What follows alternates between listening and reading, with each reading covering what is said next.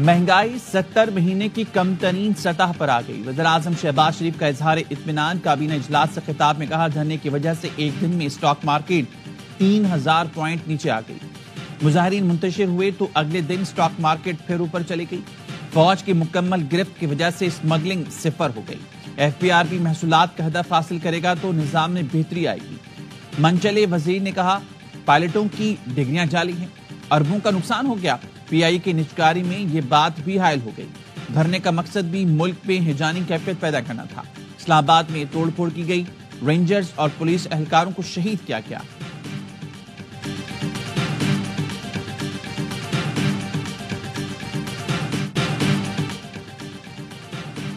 بانی P T I نے احتجاج میں شامل کارکنوں کا خراج تحسین پیش کیا۔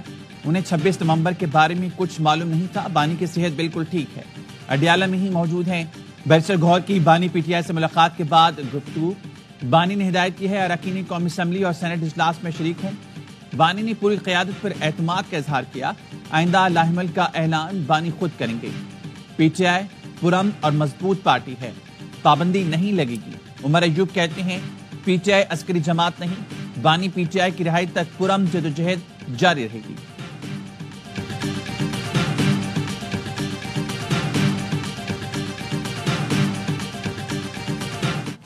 پی ٹی آئی احتجاج میں شامل لوگ انتہائی تربیت یافتہ تھے۔ عسکری ونگ کے کارندوں کی صلاحیت ایلیٹ کمانڈو سے 3 گنا زیادہ تھی۔ 500 کی ٹولیوں میں چل رہے تھے، 20 سے 25 منٹ میں پہاڑوں پر چڑھ رہے تھے۔ ڈی پی او اٹیک سردار غیاث گل کی پریس کانفرنس، کہا، غازی بروتا پر جہاز سائز کے پنکھوں سے پولیس پر آنسو گیس چلائی گئی۔ شیل برازیل سے امپورٹ کیے گئے تھے، جو پولیس کے پاس موجود شیل سے زیادہ مؤثر ہیں۔ اٹیک میں 250 اہلکار زخمی ہوئے۔ 700 مظاہرین میں سے 89 کی شناخت نہیں ہو سکی۔ اسلام آباد احتجاج میں شامل مزید 189 مسلح افغان گرفتار۔ پولیس نے دعویٰ کیا، احتجاج میں شامل افغان شہری جلاؤ گھراؤ اور فائرنگ میں ملوث ہیں۔ ملزمان آنسو گیس کے شیل چلانے میں ماہر ہیں۔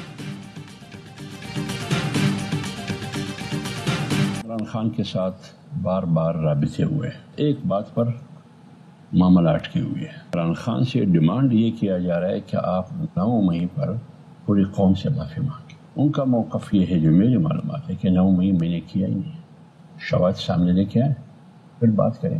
باہر جانے کے لیے عمران خان تیار نہیں ہے، جو میری معلومات ہے۔ میری اطلاع کے مطابق بانی پی ٹی آئی سے بار بار رابطے ہوئے۔ معاملہ 9 مئی واقعے کی معافی پر اٹکا ہوا ہے۔ بانی پی ٹی آئی کا موقف ہے، 9 مئی انہوں نے نہیں کیا۔ حافظ حمداللہ کا اے آئی وائی کو انٹرویو، کہا، بانی پی ٹی آئی باہر جانے کو تیار نہیں۔ بریک تھرو کے سوال پر کہا، پاکستان میں کچھ بھی ہو سکتا ہے۔ مشرف نے بھی بے نظیر کو این آر او دیا تھا۔ پی ڈی ایم میں ہم نے کہا تھا اسٹیبلشمنٹ سیاست سے دور رہے گی۔ میاں صاحب مکر جاتے ہیں، الیکشن میں وہی کیا جو نہیں کرنا چاہتے تھے۔ جے یو آئی کسی صورت بھی فوجی عدالتوں کے حق میں نہیں ہے۔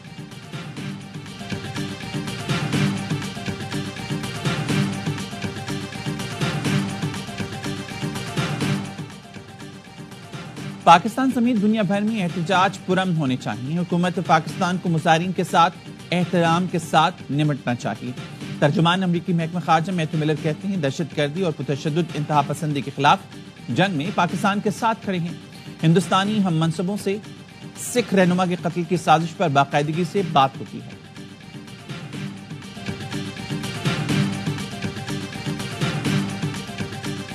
میری ذاتی رائے تو یہ ہے کہ 9 مئی کے مقدمات کے فیصلے ودن 3 منتھ ہونے چاہیے تھے۔ جو گناہ گار ہوتے ہیں ان کو سزا ملتی ہے، وہ ہو سکتا ہے آج تک پوری ہو چکی ہوتی آدھوں کی، اور جو بے گناہ ہے وہ گھر جاتے۔ یعنی یہ سال 1.5 سال سے لوگوں کا جو ہے وہ مقدمات میں گھسیٹے جانا اور فیصلہ نہ ہونا، یہ ہمارا جو جوڈیشل سسٹم ہے اس کی بہت بڑی کمزوری ہے، یہ بہت زیادتی ہے۔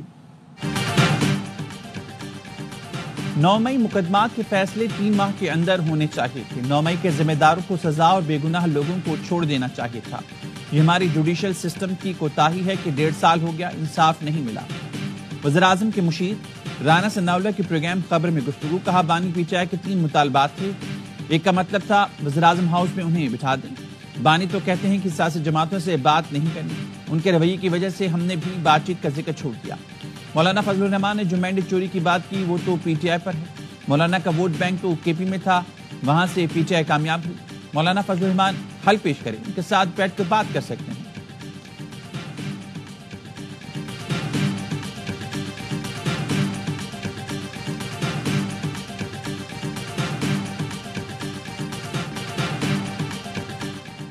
جے ایچ کیو حملہ کیس میں بانی پی ٹی آئی پر فرد جرم عائد کرنے کی کارروائی چھٹی بار ملتوی. فرد جرم کی کارروائی 5 دسمبر تک ملتوی کر دی گئی. بانی پی ٹی آئی اور شاہ محمود قریشی سمیت تمام 66 ملزمان کو اڈیالہ جیل میں قائم انسداد دہشت گردی کی خصوصی عدالت میں پیش کیا گیا. تحریک انصاف کی جانب سے عدالتی دار اختیار پر اعتراض کر دیا گیا. بابر وانی عدالتی دار اختیار سے متعلق درخواست پر بحث مکمل کی.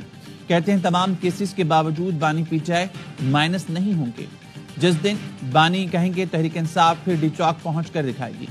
اسپیشل پبلک پروسیکیوٹر نوید ملک نے کہا پی ٹی آئی کے وکیل مقدمے کو طول دے رہی ہیں. پولیس نے ڈی چوک احتجاج پر بانی پی ٹی آئی کے وارنٹ گرفتاری حاصل کر لیے. بشرا بی بی اور بیرسٹر گوہر سمیت دیگر کے وارنٹ نکل گئے. بانی پی ٹی آئی کی مزید 7 مقدمات میں گرفتاری ڈال دی گئی. عدالت نے 14 روزہ جوڈیشل ریمانڈ منظور کر لیا.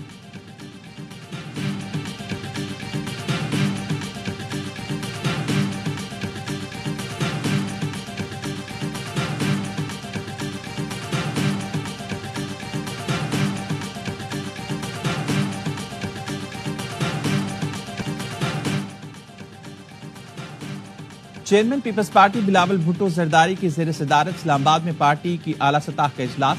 پیپلز پارٹی کے وفاقی حکومت کے ساتھ تحفظات برقرار. وفاق سے پانی کے تنازعات پر جارحانہ انداز اپنانے کا فیصلہ. پیپلز پارٹی کا کہنا ہے وفاقی حکومت وعدوں پر عمل درآمد میں مسلسل ناکام ہوئی ہے. بلاول بھٹو کی کمیٹی کے اراکین کو سیاسی جماعتوں سے رابطے کی ہدایت. کہا جن معاملات پر سیاسی اتفاق رائے قائم کیا جا سکتا ہے وہ بتایا جائے. گورنر کے پی فیصل کریم کنڈی اور کے پی سے دیگر رہنماؤں کی ملاقات. بلاول بھٹو کو بتایا گیا خیبر پختونخوا میں امن و امان کی صورتحال مخدوش ہے. کوہاٹ میں گرینڈ جرگے اور پشاور اے پی سی سے متعلق بھی بریفنگ دی گئی.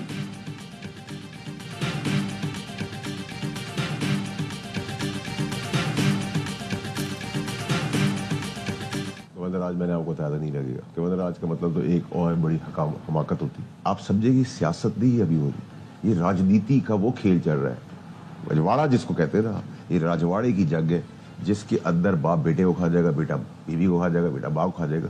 یہ وہ گیم چل رہی ہے. ہمارا لیڈر تھا, ہم نے اس سے بہت کچھ سیکھا, وہ بھول گئے. لیکن میں عمران خان صاحب کی جان جانے نہیں دوں.